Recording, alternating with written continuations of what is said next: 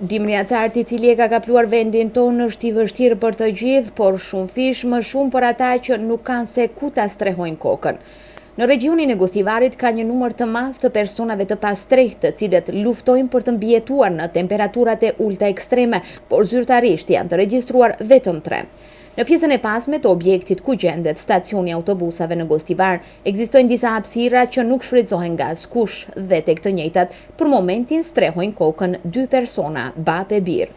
I treti, deri 3 ditë më parë, është parë në pjesën hyrëse të objektit në qiell të hapur, i ekspozuar drejt për së drejti në acarin e fortë dimror, por për të tashmë është siguruar streh nga ana e institucioneve, ndërsa bab e birë vazhdojnë të rezistojnë në atë hapësirë të ftohtë dhe pa asnjë kusht elementar për të mbijetuar.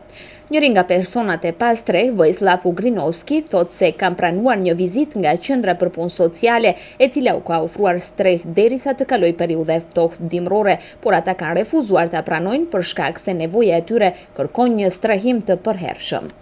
2 godini. Unë këtu qëndroj tashmë 2 vite, që kur e kam humbur shtëpinë familjare. Jam bashkë me djalin. Jeta këtu është shumë e vështirë. Nuk kemi as ujë dhe as rrymë. Ushqimin e sigurojmë, ashtu siç mundemi apo me ndihmën e personave bamirës. Nuk kemi as ngrohje dhe të ftohtin e përjetojmë drejt për së drejti. Nga qendra për punë sociale ishin këtu dhe na vizituan, na ofruan një strehim për një kohë të caktuar, por çka pas asaj periudhe, ne sërish do të jemi të pastrehtë, thot Vojislav Ugrinovski. Nga qendra për punë sociale thonë se personi që qëndronte në qiell të hapur duke i rezistuar të ftohtit vetëm me disa organa e batanie, është strehuar në internatin e nxënësve Branko Stanojević në Gostivar, ndërsa për momentin mundohen që t'i bindin edhe 2 personat e tjerë që qëndrojnë në objektin e lartë përmendur. Kështu njofton drejtori i qendrës për punë sociale në Gostivar, Ivica Simonski. Vono zna ekstremno niskite temperaturi, odnosno studeni od Brankoja zafati naša ta država.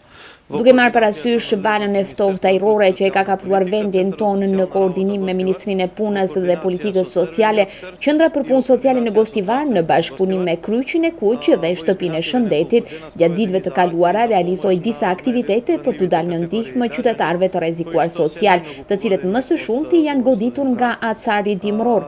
Ne arritëm që të strehojmë një person të cilin e vendosëm tek internati ku qëndrojnë nxënësit dhe jemi në fazë për t'i bindur edhe 2 persona të tjerë të pastreh për t'i vendosur në internat. Ata fillimisht refuzojnë që të strehohen atje, por ne shpresojmë se do të arrijmë t'i bindim dhe t'i largojmë prej aty. Strehimi i tyre do të bëhet vetëm për kohën që do të zgjas acari dimror. Pra fillimisht ata vendosen në internat dhe më pas do të kërkohen forma për mbrojtje të këtyre personave apo strehim të përhershëm të tyre në institucione për mbrojtje sociale, njofton Simonski. Ai nënvizon se gjatë ditëve të kaluara është ndarë edhe ushqim dhe materiale higjienike për më shumë familje në regionin e Gostivarit, të cilat bëjnë pjesë te grupi personave me status të rrezikuar social. Ne konsiderojmë se personave të tillë duhet t'u ndihmojmë, sepse ata jetojnë vetë apo nuk kanë mundësi që të dalin jashtë dhe të furnizohen me gjërat e nevojshme elementare për ekzistencë, thot Simonski.